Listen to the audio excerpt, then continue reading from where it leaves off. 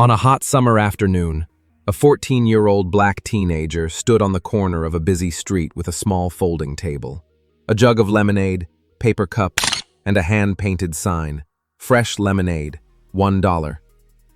But instead of friendly neighbors, flashing lights pulled up.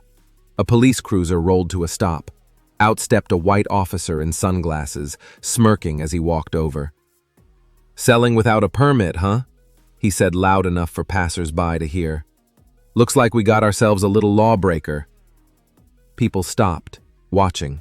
Some pulled out phones.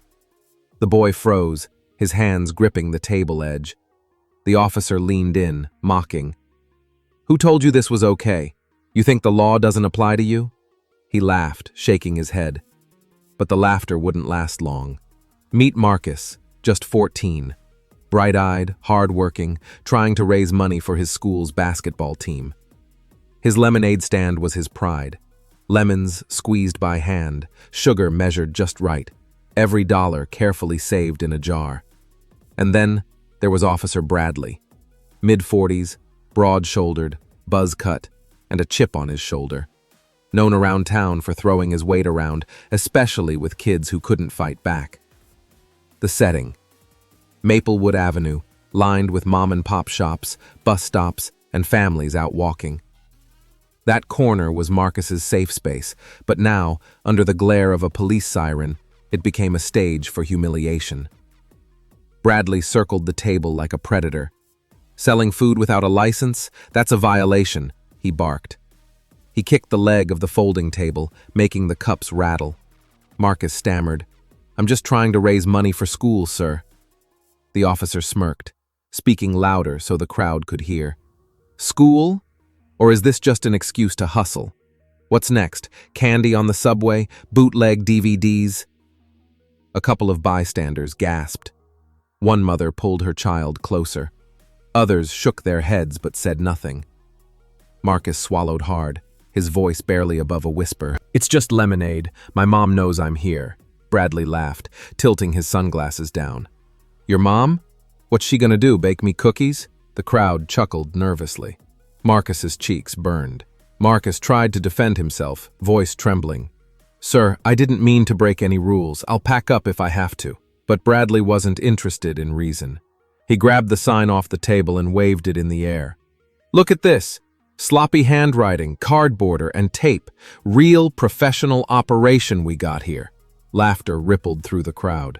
Marcus's hands shook as he tried to steady his lemonade jug.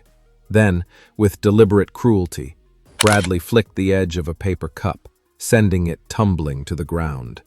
Lemonade splattered on the sidewalk. "Oops," he said mockingly. "Guess we'll call that evidence." Marcus's eyes welled up.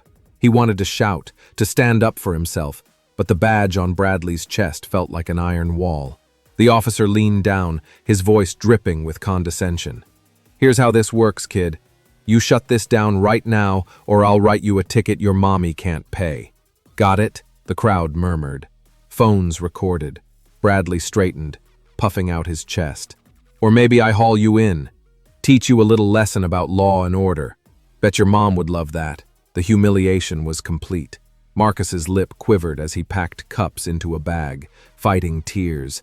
The jar of dollar bills clinked softly, the sound of crushed pride. The crowd was restless now. Whispers spread. "He's just a kid. This is too much." But no one dared confront the officer. Bradley smirked, satisfied. He turned to the crowd. "See? This is why we have rules. Can't just let anyone do whatever they want." But what he didn't know was who anyone really was. Just as Bradley turned back to his cruiser, a sleek black SUV pulled up. Out stepped a woman in a tailored suit, heels clicking against the pavement. The crowd parted instantly. #Meta. Pause. Sex. 0.05. It was Mayor Elaine Carter, Marcus's mother. Gasps rippled. Cameras rose higher. Bradley's smirk faltered. Elaine strode forward, fire in her eyes, stopping directly between her son and the officer. "Bradley," she said, voice cold and sharp. "Care to explain why you're harassing my son?" Bradley stuttered, tugging at his collar. "Mayor Carter, I didn't realize." You didn't realize he was my son? She cut in. Or you didn't care because he's a black kid selling lemonade? The street went silent.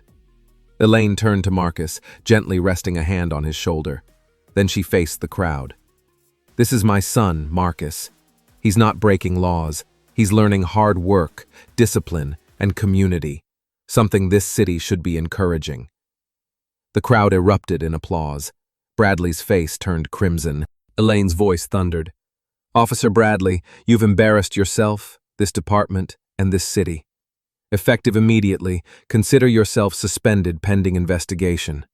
The officer's jaw dropped. His hands twitched helplessly at his sides.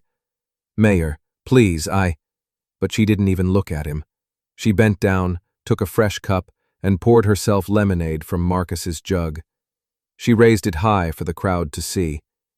To honest work, she declared. To respect. The crowd cheered louder than ever. Phones captured every second. Bradley stood frozen, a statue of humiliation. Marcus's smile returned, small but proud. His mother squeezed his shoulder. Together, they stood taller than the officer who had tried to tear him down. Never underestimate someone based on their age, their skin color, or their struggle. Authority doesn't give you the right to belittle. It gives you the responsibility to protect. The child you mock today might be the son of a leader tomorrow. And respect? That's the one law no badge can enforce, but every human should follow.